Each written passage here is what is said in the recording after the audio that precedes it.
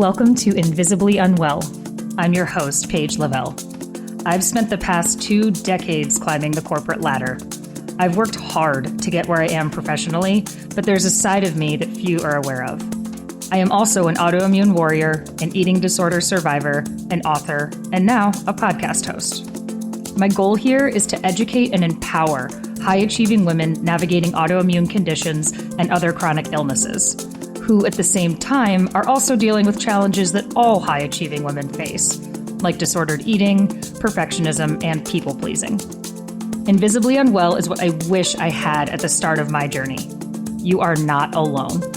I hope my story and the stories and expertise of my guests will provide you with knowledge and ideas and empower you to share your own story and advocate for the life you've worked so hard to build.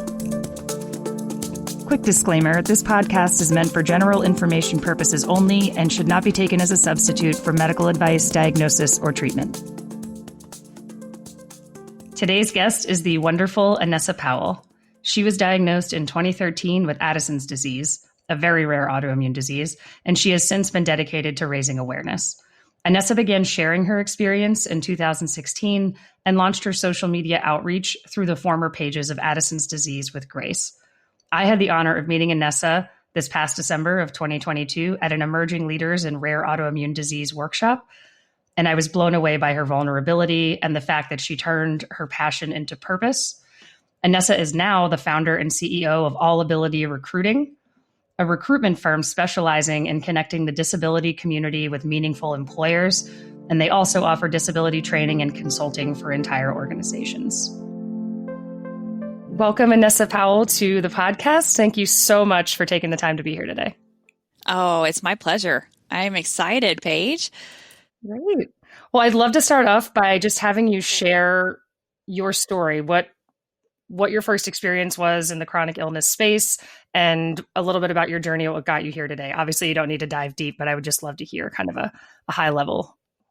Sure. Well, it's been quite a journey, as I think most of us are when you're in the autoimmune world. So after the birth of my daughter, my thyroid decided to go out, as they say, or, was attacked for autoimmune reasons. So I was diagnosed with hypothyroidism, and I was like, okay, that's not too surprising. Here I am in a family where all the women in my family, both sides actually, my dad's side and my mom's side, that had thyroid issues. It's like, okay, here we go. This is just what I thought was going to be coming down the pike for me. Then after the birth of my son, that's when my health decided to really go wonky.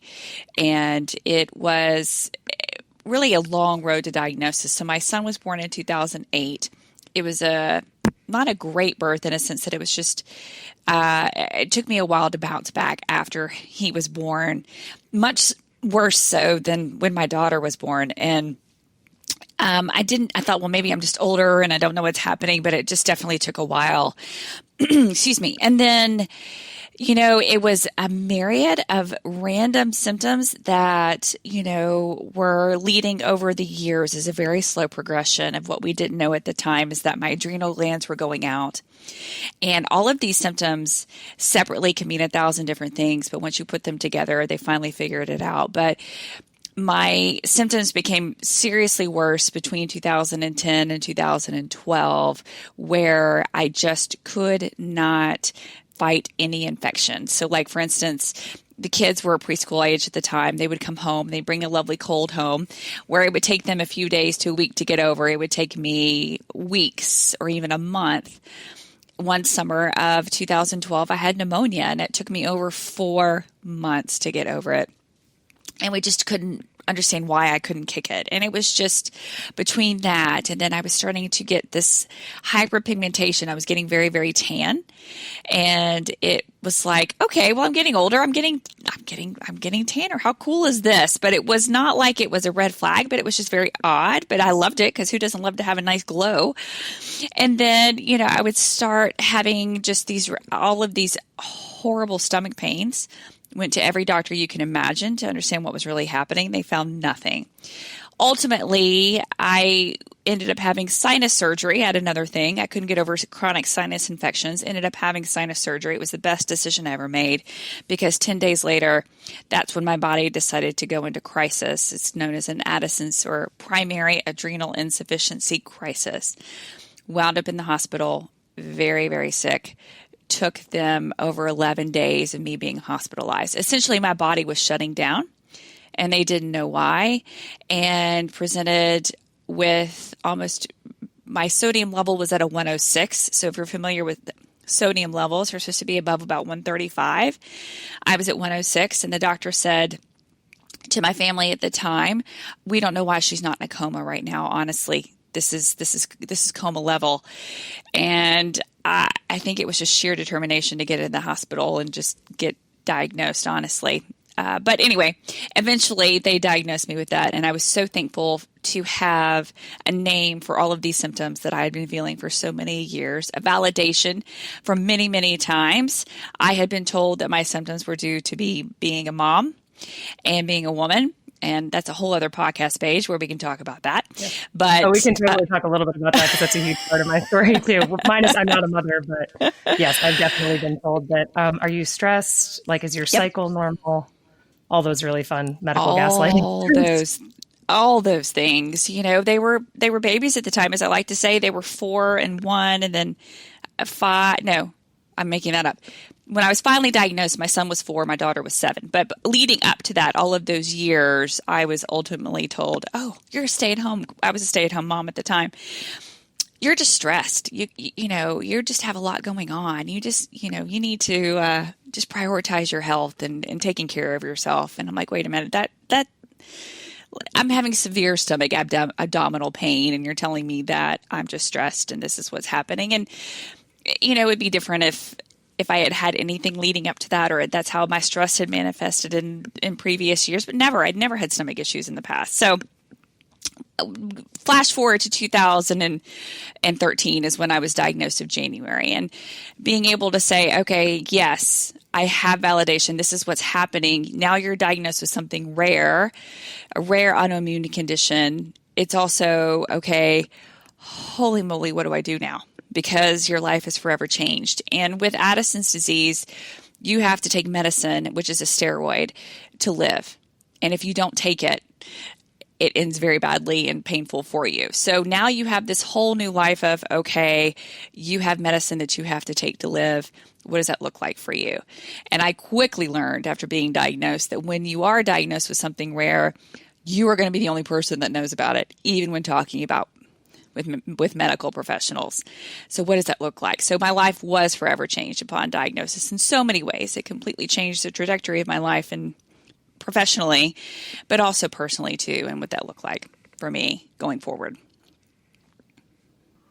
No, that's very interesting to hear. I know my own experience, the validation of being told that there is a medical diagnosis behind all these symptoms after for years being told, you need better stress management, you need better this, you need better that. Now, as a recovering perfectionist, I was totally overloading my plate. So I will acknowledge that there was a stress factor that was very much self-inflicted, but I also know the difference between I'm tired, exhausted, can't concentrate, and my hair is falling out in chunks, and I am working out like crazy, and my weight is not moving.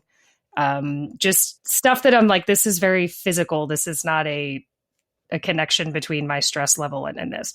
I'm very much a big believer in the mind-body connection. I know that stress plays a huge role in my health, but it's something that it's just very frustrating when you're feeling like something's wrong and you're going to the expert that's supposed to help validate that and tell you what you can do to fix it. And when they are questioning whether what you are saying is, quote, in your head, it's just a very 100%. Difficult process to go through. And I do think partially the fact that 75 to 80% of autoimmune patients are women, that's not unrelated Agreed. To that being the general demeanor that we receive when we go to seek care for those things or go to seek diagnosis. So with autoimmune diseases taking the average 3 years to get a diagnosis, what does that tell you? That to me just shows that the lack of knowledge and just the questioning in which people have to fight, and they shouldn't have to fight to get a diagnosis. And for me, it was very difficult because with Addison's, it's not something people check for. It's not common. And one symptom, like I said, can mean this, and then another symptom can mean this. And you have all of these things that are screaming at yourself, and you're saying, I know something is wrong. I didn't just make this up overnight that for the first time in my life, I'm having a panic attack, which I've never had those before. For the first time in my life, I am dealing with chronic stomach issues.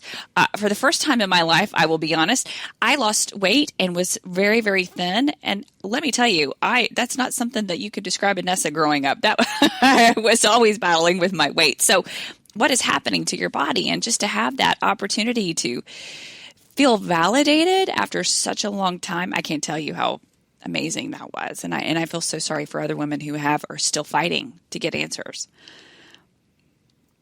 No, completely. It's just a very difficult place to be in. And I know one thing I've discussed with other guests and something I've discussed with friends and colleagues who have dealt with this, you become the project manager of your own care. You have to become your own advocate. So when you were mentioning that when you find out you have a rare illness, you know the most about it, I feel like a huge gap out there. We hear so much about cancer and people are given all this information. Now, to be fair, there are rare types of cancer you might not know as much about, but you have this natural empathy or at least sympathy from people seeking to understand, seeking to help. And when you have an autoimmune disease, there's so little awareness out there. Most people can name someone they know or related in many cases to someone. They might have someone in their family with lupus, or they might know someone with type 1 diabetes. A lot of times people don't recall that is an autoimmune disease, but it is. Or they might, so-and-so has MS, because I hear that more and more.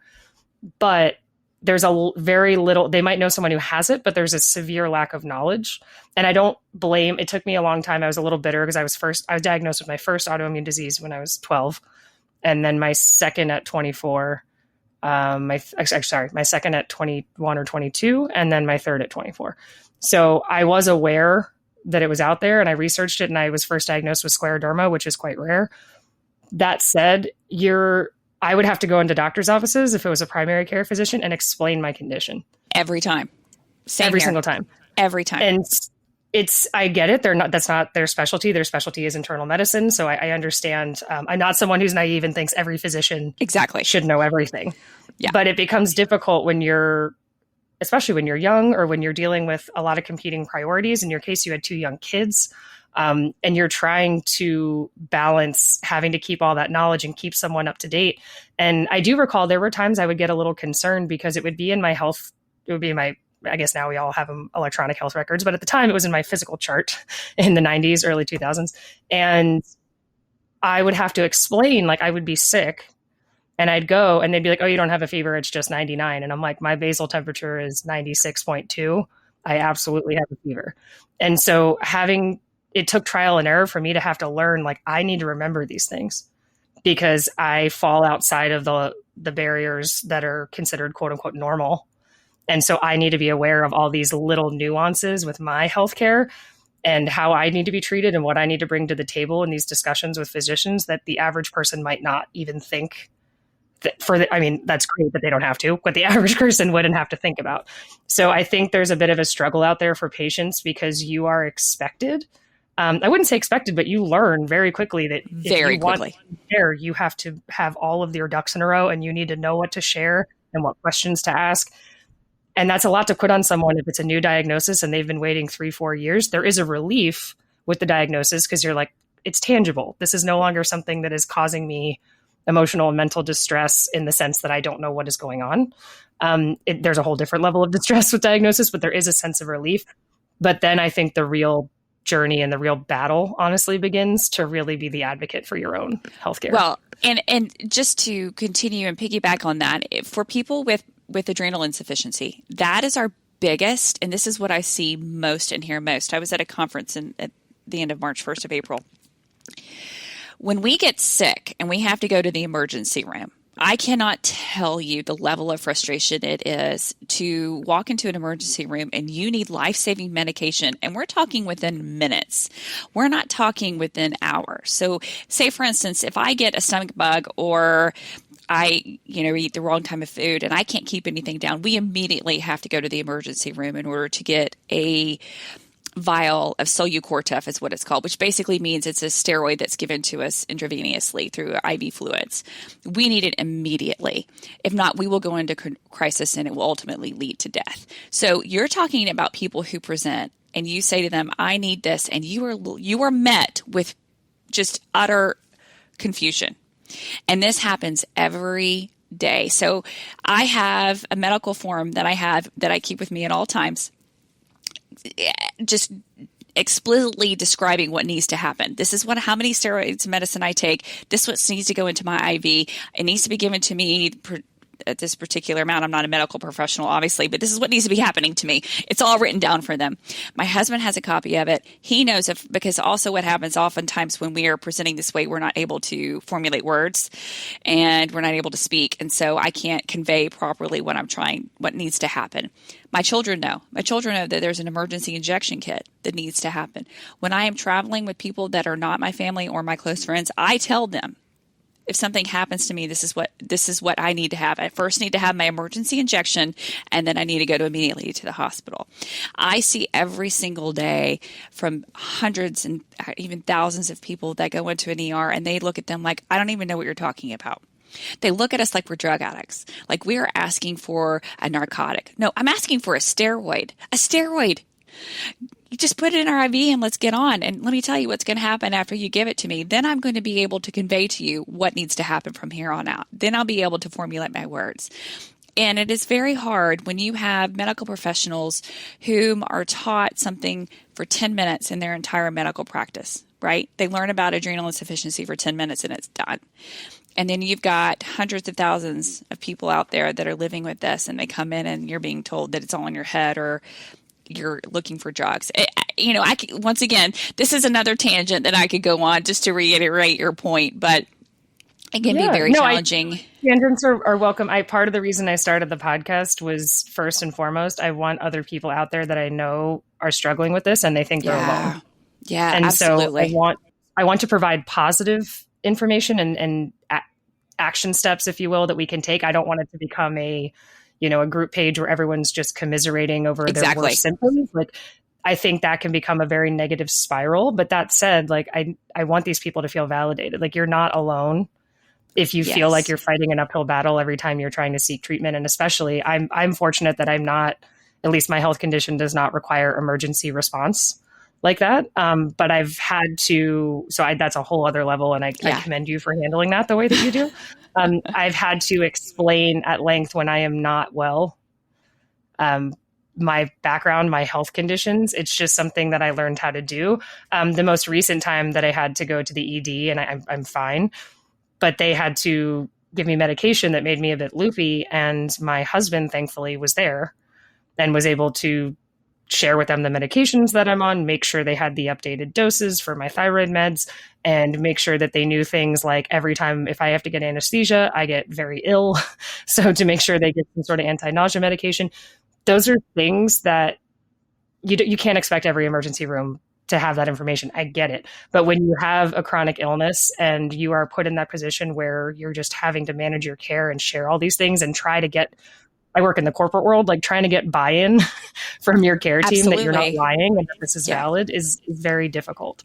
It's very hard. It's hard when you are not able to verbalize so desperately the help that you need. And that's why having an advocate is so important. But there are people out there that live alone and then they call the 911 and they need emergency help and they can't really convey what's really happening to them. And the only thing you have is an emergency alert bracelet. Well, 9 times out of 10, you're dealing with people who don't even have a clue when it says you have adrenal insufficiency. And they're like, huh? What does this mean? And it says give life-saving steroids. And you're met with such confusion. So it is frustrating when you know your life is in someone's hands that immediately can go south very quickly. And that's, quite honestly, after I was diagnosed, and it took me a few years to really wrap my brain about what this meant for me, I I started just speaking out on social media because I was absolutely wanting to make sure that others who were in the same boat weren't having to go through all of the challenges that I even went through, but just sharing my story and helping. And if that meant it may not be a diagnosis of Addison's, but it could be a diagnosis of something else just by giving the clues, because so oftentimes it's a big puzzle, right? It's just trying to put all of these clues together. And so many autoimmune conditions overlap, and what can mean this one could also mean that, the same thing. I mean, fatigue. Hello, there's so many of us with fatigue, Who and it doesn't means have fatigue, and exactly. how do you accomplish that? I would love to know. Exactly.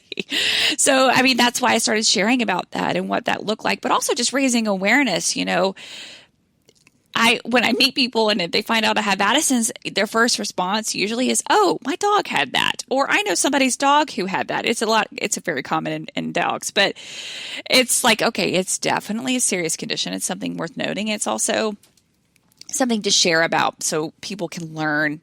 As you are doing this podcast, it's just trying to raise awareness. I feel like that's what I do in my day-to-day life with not only my condition, but also with people with disabilities too. It's just vital. Absolutely. That's actually a great segue. And what I wanted to ask you is from a career perspective. So I'm someone who went to grad school, have worked in corporate America for a very long time at this point. I mean, I feel like I'm mid-career, but it feels like a very long time. I've been around a bit.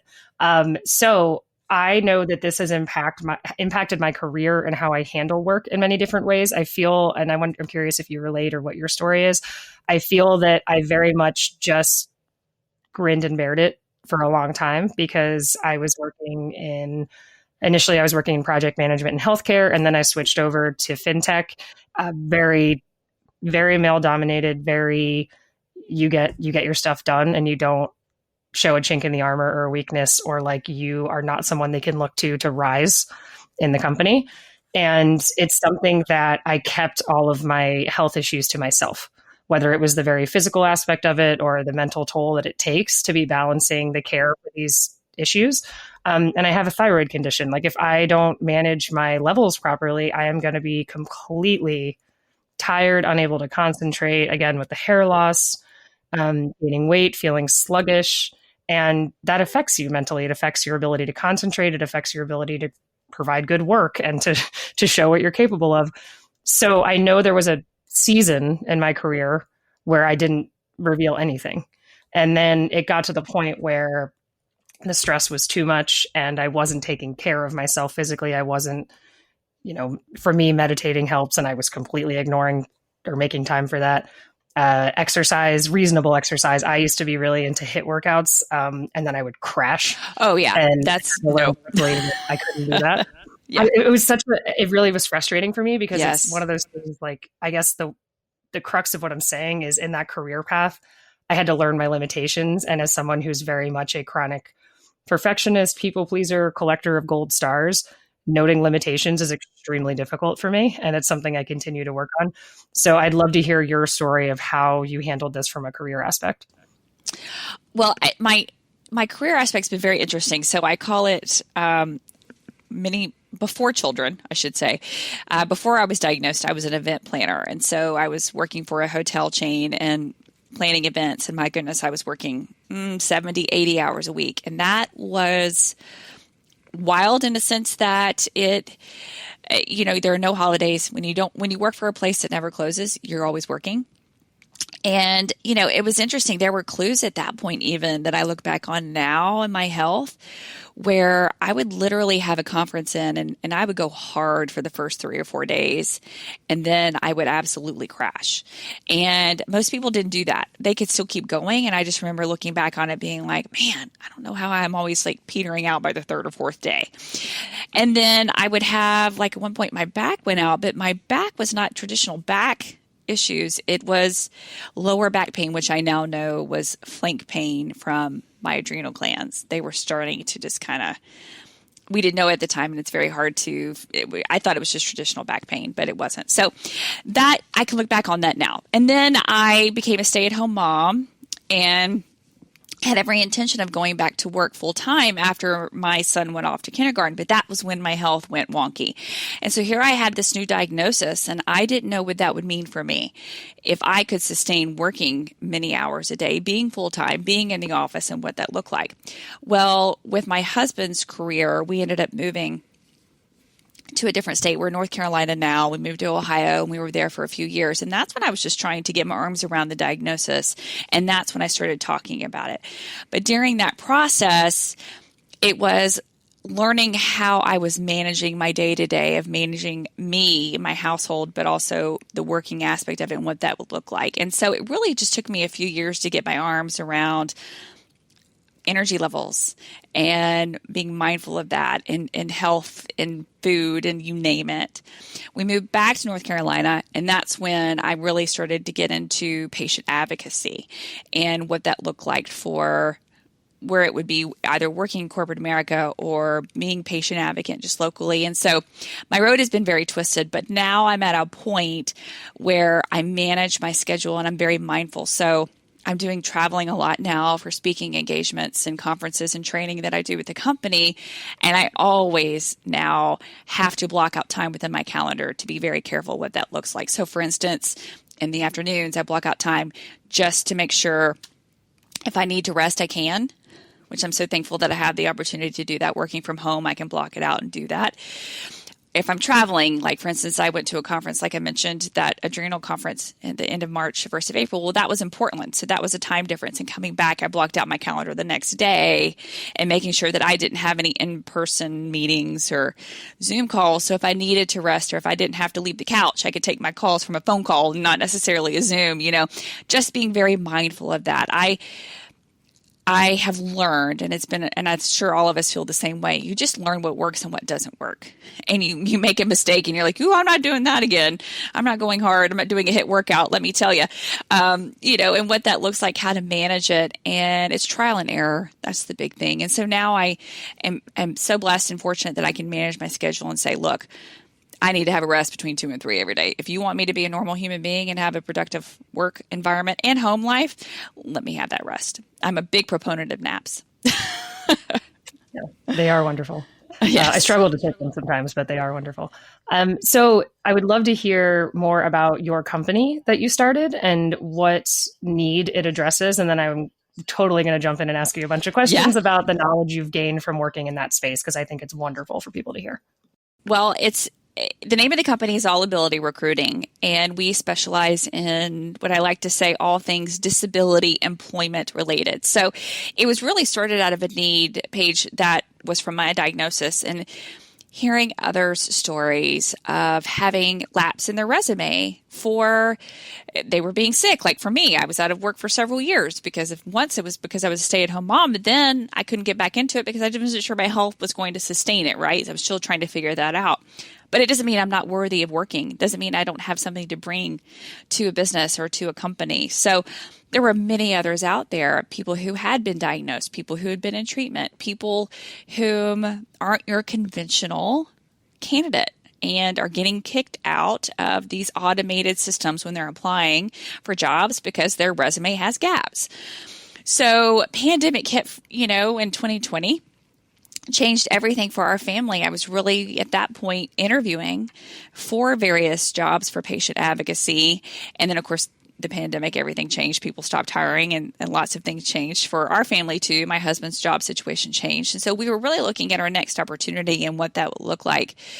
We were contemplating buying a franchise of some sort or doing, you name it. And then it was very much, as we like to say, a lightning bolt moment.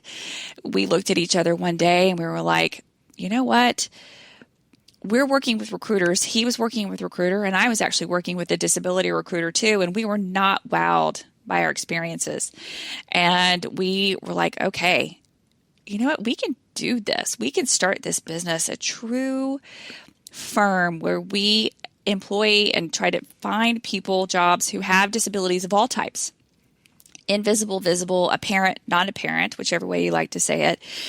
And levels of all types. There's unfortunately a stigma when you think about employing people with disabilities. You I think a lot of times people envision people entry-level jobs or people that you would just see at a coffee shop or a greeter or some sort. And we're like, no, there are people of all levels, all skill sets, and all disabilities wanting to have employment and wanting to be seen for whom they are.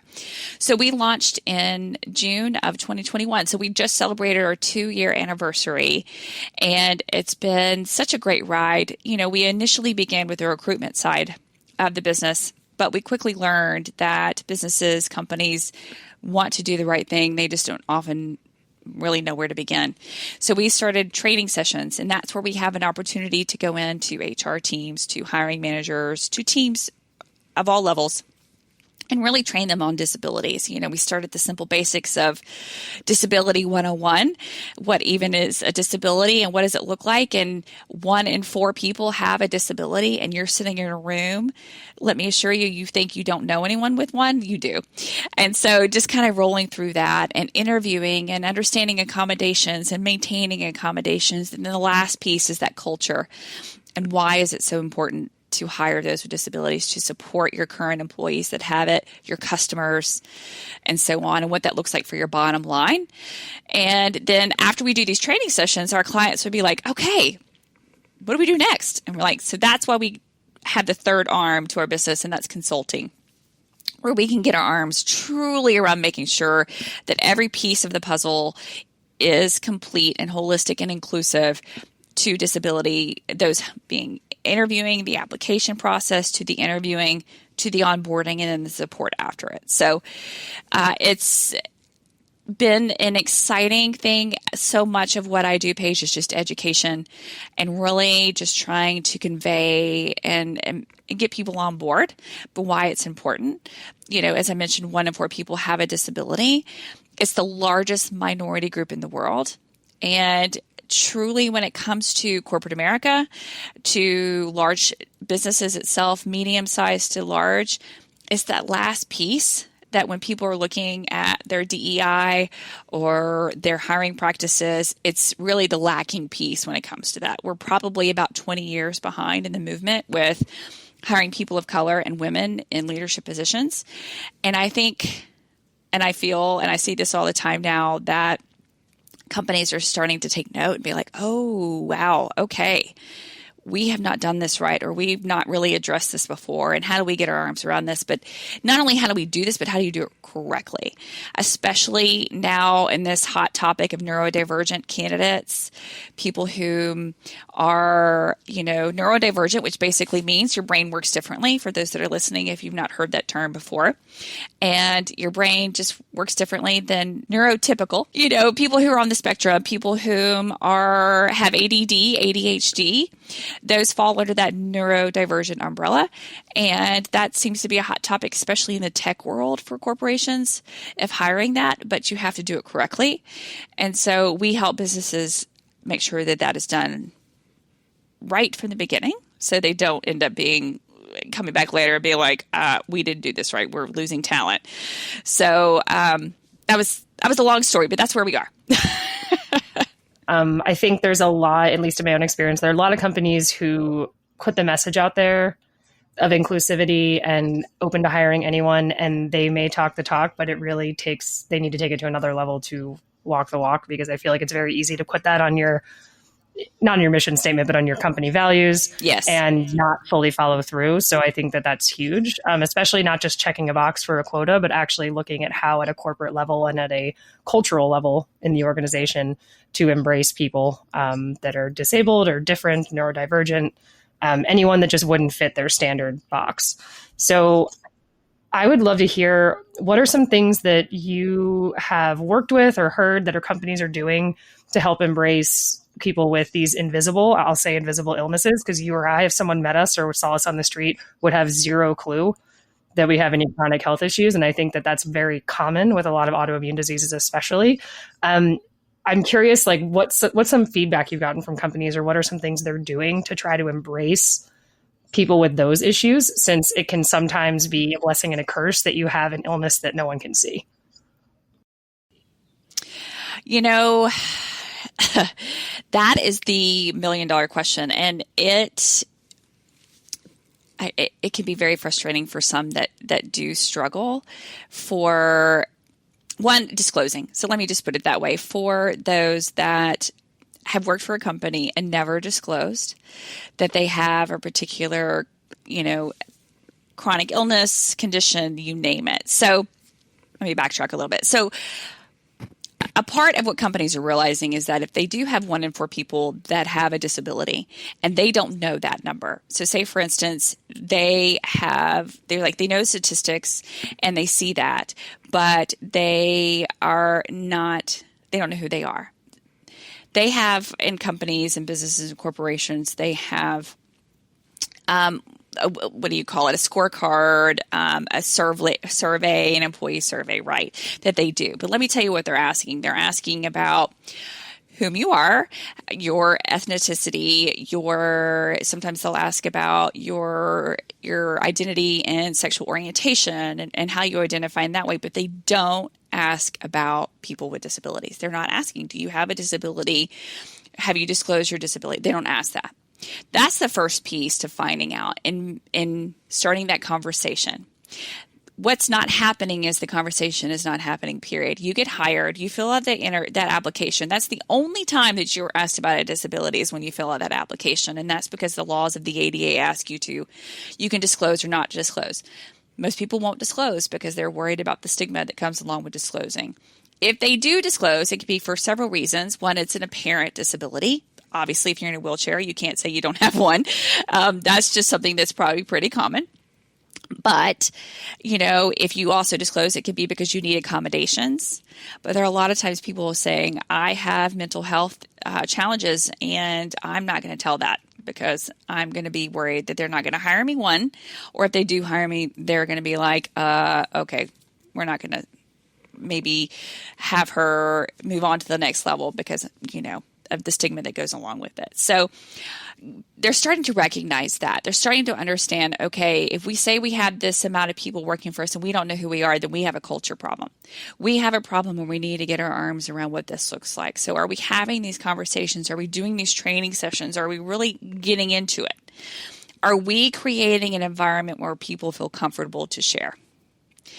And so oftentimes that's not happening. They're going to talk about the major DEI tick boxes, right? They're going to focus on that. They're going to focus on we support these particular marginalized, groups, right? But they're not going to really get into the disability. And they're starting to say, okay, we're missing the boat here. So that's a part of it too. And then having the culture where if you have disclosed in the past, or if you are going to disclose, then you're met with understanding and the wherewithal to take it from there. Not, okay, I don't know what to do with this because this person has disclosed that they have a chronic illness and they need to have XYZ for an accommodation. And they're met with complete and utter questioning and disbelief. So having your staff trained accordingly to respond. It's a vulnerability factor when someone reveals something to their manager, to their team lead, to their boss, you name it. And then they're met with you name it. I've heard all the horror stories within my company of what it means when these people have disclosed and it's not been done properly. And that's where lawsuits come into place, unfortunately. So there's a lot to unpack, as I like to say, with this, because it's so many layers to it. It's driving the culture, but the culture can't be from top down or from bottom up. It has to be all over. And then what it looks like within your company that you talk about it. It's not, I'm only going to talk about it 1 month out of the year. And that's usually October because it's National Disability Employment Awareness Month. That's the time when companies come out and they say, yay, we're committed to this. And then they don't talk about it November 1st. And so that's our big push is like it needs to be talked about all year long because people with disabilities don't have it just 1 month out of the year. It's every single day. Yeah. No, that's very valid. Very good point. I know personally, I've applied for jobs in the last probably 5 years that there is a section in the application asking about a disability. That said, it will say a little blurb about disabilities in general, and then it will give their legal terminology, essentially saying that we will not use this as a discriminatory element of your application, et cetera. That said, I will be very honest and very forthcoming. I hesitate to click Yeah. it because there is a list of about 20 different categories of disabilities. And I'll tell you why I hesitate, and it's multiple reasons. So one, I can pass. I am someone that can pass as if it's not there. Yep. And so again, blessing and a curse, but I know that that gives me a certain amount of privilege that I can not click that and no one would be the wiser. Right. Secondary to that, I don't want, there's a hesitation, and I've talked about this with other guests actually, where because I don't have a visible disability, I feel as if I'm taking away a spot or an opportunity, and this could be a total false reality created in my head, Yeah. but I'm taking something away from someone who has a quote valid reason to check that box. And so there's just this, two-pronged hesitancy where I feel like I don't have a right to click it. And then I'm worried, oh, am I going to potentially, and this is the, I think, more chronic situation as far as looking at our culture, especially our corporate culture, looking at a bit of a toxicity that I've seen through my career, where I'm like, oh God, if I reveal that I have that, they're going to overlook my resume for the next person's. Yes. All of those are valid really things, Paige. Yeah. I mean, we hear that all the time. And there is, we always encourage our candidates to disclose for so many reasons. And oftentimes, especially when you're talking about someone with autoimmune conditions, where you may not need accommodations now, that doesn't mean you may not in the future. As you know, autoimmune, they don't like to just stick with just one. They like to collect over time, as you and I both have done over the years. And so you might need accommodations in the future. So if you're completely coming at them from where you haven't had a history before in your file saying that this is the condition that I have, it can be a little blindside to the team and the HR team in order to properly react fast to getting those accommodations. That makes complete sense. I actually never thought about that. Yes. If you were coming into it and you're saying, yeah, I've had this for 10 years, and they're like, oh, but now my condition has gotten worse and I need in order to have these accommodations. And they're like, well, why didn't you tell me about this when you were hired 10 years ago? Right. That just helps them prepare accordingly. And so the process, the engagement process and the interactive process is what it's called when you're talking about accommodations, can move faster, because you've already disclosed that. And that's why we do like to encourage them. But I would say too that you're not the first person I've heard who said to me, I'm going to make this up. I have lupus or whatnot, but I'm fine right now. I'm managing it. My symptoms are not managing it on any accommodations. I feel bad for someone who has a particular disability that requires more accommodations or more support. So I'm not going to mark that box. You're not the first person that I've heard that. But what I like to say is that everybody's disability is unique. And other thing I always like to say is if you met one person with a disability, then you met one person with a disability. And we all have various ways. I mean, I look at it with my condition alone.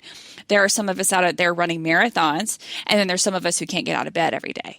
So that doesn't change the way in which your condition and what you are living with and your disability, it doesn't take away from that other person. So you feel what you need to do and what is right. And that's why some of our candidates don't mark that box and they don't disclose. But they do know that if they're working with us as a disability recruitment firm, you're already in that box, right? But when it comes to accommodations, that's a whole other story. Yeah. Exactly. Exactly. No, that's excellent to hear, and definitely food for thought for me. So I just want to be honest. Like I said, I part of the reason I started this podcast was for people to resonate, and I know I'm not the only person that goes through that.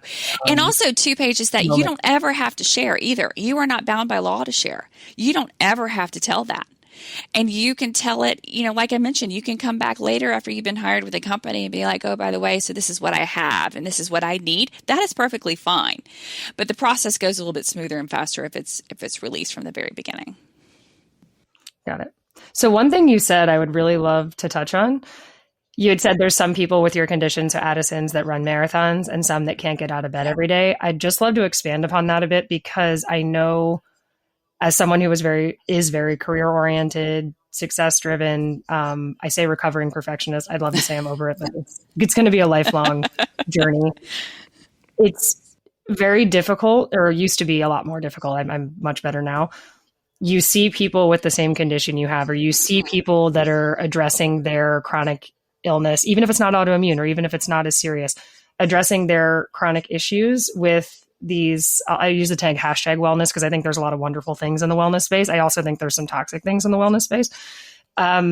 You see these people that are just killing it. Like they just quote, adjust their diet and they take a certain supplement and they practice a certain type of meditation and they're killing it. And we, with social media, have such easy access to see these people. And you're seeing someone's highlight reel, right? Most people out there are not giving you the full picture of their day-to-day life. You're seeing the good stuff. I think it's getting better. There's a little bit more movement in that direction, but it's certainly not something that's going to happen overnight, and it might not ever fully happen. So knowing that, I'm trying to rephrase what I'm saying. So being someone that wants to do it the best, or that wants to just like crush it and figure out a way to handle your symptoms and be able to run those marathons. Let's be clear, before I even got diagnosed, I was not going to run a marathon. I'm just not a runner. Absolutely. So that's something that you see these people that are just doing physical things that you feel like I should be able to do. So I was a swimmer growing up. I don't think I could do a lot of the stuff I used to be able to time-wise or just endurance-wise in swimming. And if I saw someone with my condition years ago, when I was still very much in the thick throes of perfectionism, I would be really hard on myself because we have the same condition. Why can't I do that? And they can. And so I would push myself way past what was good for me. And I think a really huge lesson to learn, especially in the autoimmune space, chronic illness space, is that what works for you is going to be different and unique from what works for someone else. And learning how to not get down on yourself because you're not that person that can run a marathon. And so I'd love for you, if you're open to it, just share how that was a journey for you to kind of see others and be like, why can't I do that? And then learning, like you said, you have you know what works for you now, and a little bit about the trial and error that got you there, like knowing you have to block time if you need to rest and recover, knowing that there's certain things that are limitations that we have to accept, regardless of whether that might be frustrating or might trigger some of our tendencies. Absolutely. Well, goodness gracious, that, I joke it comes with age, but it comes with trial and error, to your point. There's a thing called imposter syndrome, and there's a lot of that out there where you see these other people, to your point, killing it. And you're like, wow, how are they doing that? How are they managing it? And then a part of me is like, I don't have the energy to even consider like putting a toe into that water. I do a talk for my speaking engagements called Grief, and you have to grieve your old life, which means before diagnosis, so you can accept what your life is now. And it is a hard process. It is not something that people can oftentimes just let it go easily, especially if you had a particular life where you were so active, you had so much energy, you were doing all of those things and your dreams were being fulfilled. And then you get sidelined with what's happening and trying to discover what this new life is going to be. And you do have to take the time to grieve. I always encourage people, especially after diagnosis with Addison's, to speak with healthcare professionals, mental health professionals, and work through that, because you are going to have limitations. You are going to have opportunities where you're not going to be able to do what you did before. And you have to wrap your brain around that, and you have to walk through that process. And it did take me some time. Do I like being viewed by my children as someone whom is sick? No, I never would wish that upon them. Do I have to have those conversations with them about, okay, you guys, like for instance, we went to Disney World and, being able to navigate that. I can't go to Orlando in July, August and do that because dehydration is one of the things that will wind me up in the hospital. So I have to go in the wintertime, right? So being able to, that's just a really random example, but just managing those expectations of what that looks like for me and understanding that the life that I had before is very different and how to express that without getting wrapped up in comparison over and over again, but just knowing that the value and what you bring now and what that looks like and finding your new life and embracing it. And I know it's a word that's overused sometimes, but finding your joy and finding what that looks like in this new world. And for me, like I mentioned, it really is my newfound passion of helping others and people with disabilities and knowing that they're worth of being employed and they have value to bring. And it may not be where you can work the 40 hours a week, but you still have that much opportunity to share, and your worth is there even if you're working 20 hours a week, because that's where your health mandates. And so that's so important for people to find out their new normal and their new way to navigate. And it is trial and error. It really is. But you got to keep plugging along and not give up. I think that's very motivating. And like I was saying earlier, I love to try to put some messages out there that are helpful and insightful, because there's so much out there that there has to be a place to vent and unload and talk. Absolutely. But we have our conditions, and it's our reality. And being able to, in many cases, especially your case, I know it's an overused phrase, but like, make your mess your message. Like, it really does create this passion around sharing your story and putting it out there. And one thing I will say that comes from being someone who you cannot tell by looking at me that I have anything wrong with me, I feel this extra compulsion, honestly. I mean, that sounds like a really negative term, psychologically speaking, but I feel this intense drive to spread this message and create advocacy and awareness, because I have the ability to do that. And I might have more bandwidth and physical ability to do that than a lot of people who are suffering from similar issues. So it's something that I feel very passionate about, and it's so nice to connect with other people in that space. So I'm so excited that you were on today. Thank you so much for coming on the podcast. What I would like to give you an opportunity to do, if anyone's listening to this and they have a company that would love to get some training, or it's someone that really wants to get out into the workforce and they've struggled because they do deal with some disabilities, how can they get in touch with you or work with you? So AllAbilityRecruiting.com is the website, and you can shoot me a message through there, or LinkedIn is a great tool. I have found that there are so many of us out there that really resonate with when I talk about disability. I post a lot talking about disability employment and why it matters. And so you can find me under Anessa Powell on LinkedIn, and just keep and follow along too, because if you're someone that's like, I'm in the workforce and I resonate with this message, I have XYZ, and I want to start conveying that within my company, that is huge, and would love to help you guys do that and help that process, because it's, if you don't have an ERG group that has one that's dedicated to those with disabilities, or even caregivers, don't want to leave them out. That's a huge piece to it as well. We can help form those. We do that with AllAbility Recruiting. We help start those and get those going, because it is vital to start those messages within your organization. Wonderful. Thank you so much for sharing. And thank you again for being on here today. I feel that your message and your experience will really resonate with the listeners. Well, Paige, I could talk all day about it, but thank you. It's my absolute pleasure. I really hope you enjoyed this episode of Invisibly Unwell.